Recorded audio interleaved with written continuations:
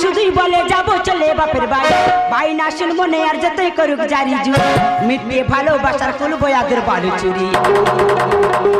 চাই না গয়না চাই না গয়না ময়না শুধুই বলে যাবো চলে বাপের বাড়ি, ভাই না শুন মনে আর যতই করুক জারি জুড়ি, মিটবে ভালোবাসার খুলবো আদের বালু চুরি।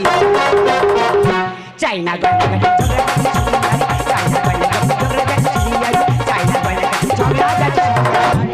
চলে গেলাম।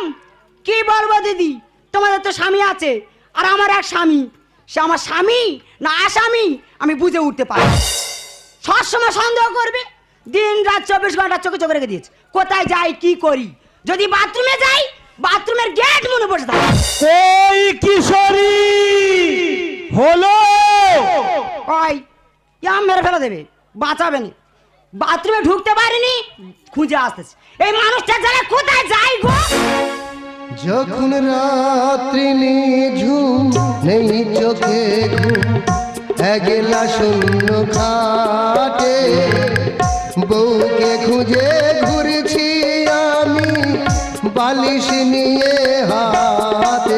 যখন রাত্রি নিঝুম নেই চোখে ঘুম, একলা শূন্য খাটে বউকে খুঁজে ঘুরছি আমি লাঠি নিয়ে হাতে। যখন রাত্রি নিঝুম নেই চোখে, চোখের ঘুম চোখে আর থাকবে? চোখের ঘুম চোখ থেকে উঠে বাইরে ছোটাছুটি করতেছি। খাওয়ার সময় সমানে খাচ্ছ, আমি যদি 1 পিস মাছ বেশি খাই তুমি ঝগড়া করে 2 পিস এক্সট্রা মাছ খাচ্ছ। তা খাওয়ার সময় সমানে খাচ্ছ আর ঘুমানোর সময় ডেকে ডেকে এনে শোয়াতে হচ্ছে কেন? কিশোরী চলে এসো, টাঙিয়ে দেবে আমার মশারি। আমি যাবনি, তুমি যাও। কেন? আমি জানি আমি গেলে আর তুমি আসতে দেবে না। এই সব বিষয় আলোচনা করতে হালকা লজ্জাবোধ করছে না? কিসের লজ্জা? কেন বিয়ের আগে গুরুজনদের সঙ্গে আলোচনা করনি? কি আলোচনা? ঠাকুমা বৌদিদের সঙ্গে যে সংসারটা সাধারণ জিনিস নয়, সংসার সব থেকে ভাইটাল জিনিস।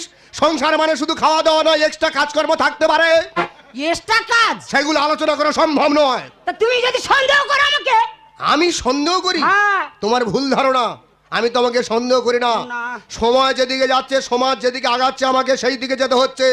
দাদা, পাড়ার পরিস্থিতি খুবই খারাপ। যদি কোনো বৌমা বৌদি পুকুরে স্নান করে, কোনো না কোনো শালা দেখে উঁকু মেরে তার স্নান করা দেখতে যায়। যদি কোনো মেয়ে স্কুলে যায়, পাড়ার কোনো না কোনো শালা ঢিল মেরে দেখো পাড়ায় জরিমানা দিচ্ছে। নিজের বউটা বাথরুমে গেছে, ওরা যে বাথরুমের গেট খুলে দেবে না কোনো বিশ্বাস আছে? তাই তো বাথরুমের বাইরে গেট মুড়ে